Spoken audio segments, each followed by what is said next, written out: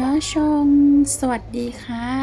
วันนี้เรามาดูวิธีการตำข้าวปุ๊กหรือว่าพิซซ่ามงกันนะคะอันนี้จะเป็นแบบฉบับชาวเขานะคะที่เราเห็นอยู่นี้จะเป็นข้าวเหนียวดำนะคะเรานึ่งร้อนๆนะคะเพิ่งยกออกจากเตานะแล้วก็เอามาใส่ในด้านจั๋วหรือว่าภาษาไทยนะคะน่าจะเป็นคล้ายๆโครกมั้งคะอธิบายให้เข้าใจง่ายๆเนาะก็จะตำประมาณนี้นะคะใช้2คนตำหรือว่าคนเดียวก็สามารถตำได้นะคะแต่จะค่อนข้างเหนื่อยนิดนึงถ้าเวลาเราตำคนเดียวถ้า2คนก็จะทำให้การตำนะคะเร็วขึ้นนะทำให้ข้าวของเรานะคะเหนียวติดกันละเอียดนะไม่เป็นเม็ดนะคะก็จะสลับกันตำไปเรื่อยๆนะคะแบบนี้ก็ระวังเด็กๆด้วยนะคะเราก็จะสลับกันต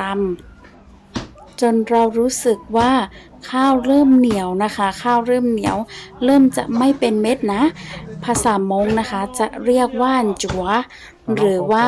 ที่เราเรียกกันนะคะว่าเป็นข้าวปุ๊กหรือว่าพิซซ่ามงนะคะก็จะทำกันประมาณนี้เนาะ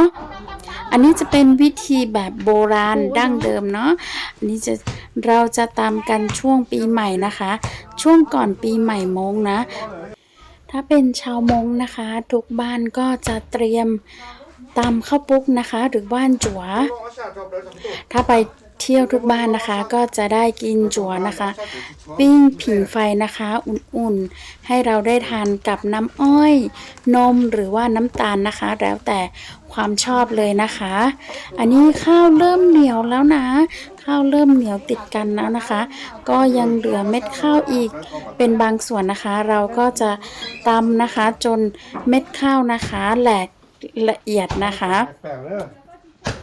หลังจากที่เราตำน้องนะคะจนเป็นเนื้อเดียวกันนะคะเราก็จะนำน้องออกจากด้านจั่วนะคะหรือว่าโครกเนาะในภาชนะที่เราเตรียมนะคะเราจะทาไข่นะคะรอบภาชนะเนาะเพื่อที่จะให้น้องนะคะไม่ติดภาชนะที่เรารองนะคะน้องจะค่อนข้างมีความเหนียวแล้วก็ยืดนิดนึงนะคะ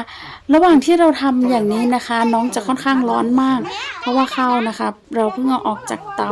แล้วก็มาตำนะคะไม่กี่นาทีข้าวที่เราตำนะคะก็ยังมีความร้อนอยู่นะคะหลังจากที่เรานำน้องออกมาแล้วนะคะฝ่ายจัดเตรียมใบตองนะคะก็จะจัดเตรียมใบตองรอนะคะเราจะนำน้องนะคะมาห่อใบตองเนาะตอนนี้เราก็จะหมุนก่อนนะคะที่เห็นเป็นสีเหลืองๆนะทุกคนไม่ต้องตกใจน้องจะเป็นไข่แดงนะคะเพื่อไม่ให้ติดภาชนะที่เรารองนะคะแล้วก็แบ่งนะคะน้องออกเป็นก้อนๆนะคะก้อนพอดีคำที่เราจะเอาไปปิ้งแล้วก็ทานนะคะเราก็จะห่อใบตองแบบนี้นะคะสามารถเก็บไว้ได้นะคะประมาณ1อาทิตย์เนาะแต่ถ้าอยู่บนดอยนะคะถ้าเรากินทุกวันนะคะก็ประมาณ2-3 วันนะคะก็หมดแล้วเนาะแล้วเราก็จะตำใหม่นะคะ